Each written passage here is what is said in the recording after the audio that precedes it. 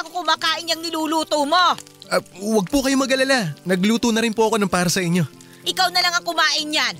Ako na lang ang magluluto ng pagkain ko. Wala ka namang pakialam sa akin eh. Si Chelsea lang talaga yung nagmamalasakit sa akin dito. Lola naman, wag po kayong mag-isip ng ganyan. Ngayon na lang po kasi ako ulit nagluto ng almusal. Tsaka ipinagluto ko naman po kayo ng ulam ninyo eh. Kahit na. Hindi ko gusto na nakikialam ka sa kusina. Alam mo, naglinis ka na lang sana ng maraming ngipin. Total mukhang doon ka lang naman talaga magaling. Ay, Lola, please naman po. Sinusubukan ko naman po na gawin lahat para maging mabuting asawa sa apo nyo eh. Sinusubukan? Huh, yan lang ba ang kaya mo? Hina naman ang diskarte mong lalaki ka.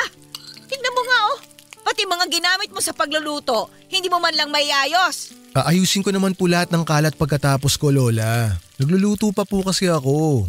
Ay nako, umalis ka na dyan. Ako na lang ang magluluto ng pagkain namin ng apo ko. Sa'yo na yung longganisa at tosinong niluto mo. Barangay Love Stories. Barangay Love Stories.